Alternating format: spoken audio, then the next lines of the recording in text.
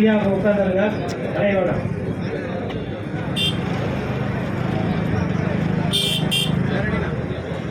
கொஞ்சம் வந்து மின்சார வாரியத்தில் ஒரு 65,000 பணியிடம் காலியிடம் ஃபீல்டு அசிஸ்டன்ட் வயர்மேன் வேலை செய்ய மக்களுக்கு வேலை செய்ய நாங்கள் இருக்கக்கூடிய ஆட்கள் அதிகமான பணி சுமையை செய்ய வேண்டிய அவசியம் இருக்கும். 10 ஆண்டுகளாக எந்த புதிய பதவிகளும் அனுப்பல. நேரடி நியமனம் காலியிடத்தில் இங்கே எலக்ட்ரிசிட்டிக்குள்ள வேலை பார்க்குற கான்ட்ராக்ட் லெவலில் 2 லட்சம் பண்ணி கொடுக்காம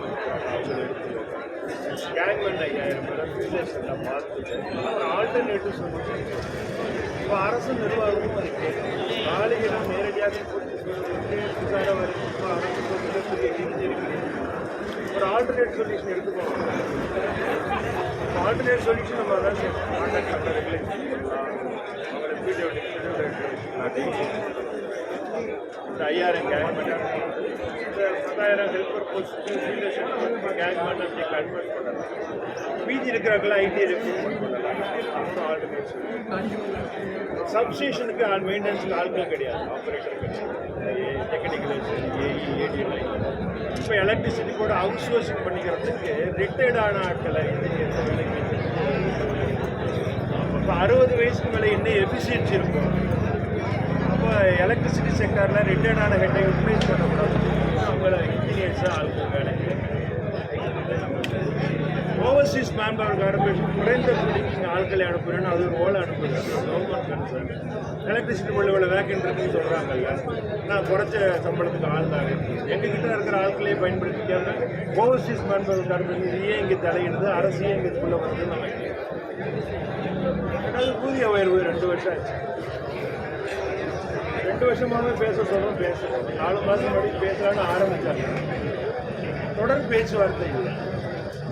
1/12/2023 எங்களுக்கு 2 வருஷம் ஆயிடுச்சு. டிசம்பருக்குள்ளே முடிக்கிறதுக்கான வாய்ப்புகளை ஏற்படுத்தணும். பேசுகிறது நம்ம டிசம்பருக்குள்ளே முடிக்கணும். ஏன்னு சொன்ன காரணம் இல்லைன்னா அது இன்னும் தள்ளி அது ஒரு முடிவு கொண்டு வரணும். அதேமாதிரி பகுதியில் இருக்கக்கூடிய பார்ட்டி சூப்பர்ஸ்க்காக வேண்டிய இந்த விஷயம் ஒரு 6,000 அதுக்கு வர வேலைக்கு ஆள் இருக்கு. அரசாங்கத்தில் போகிற உத்தரவுகள் எதையுமே எங்களுக்கு எலக்ட்ரிசிட்டி பொறுத்து எலிஜிபிள் ஆகணும். இம்ப்ளிமெண்ட் பெரிய எம்ப்ளாயிஸ் இறந்துட்டு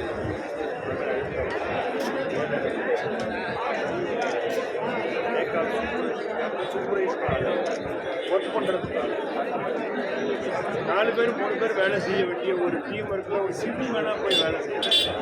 அவங்களே சிட்டி ஓப்பன் பண்ணுறாங்க, அவங்களே வேலை செய்கிறாங்க, அவங்களே கண்டக்ட் பண்ணுற அவங்களே இறந்துப்பாங்க. ரொம்ப சிம்பிளாக எலக்ட்ரிசிட்டி கூட எம்ப்ளாயி இறந்துட்டான், கைவிடி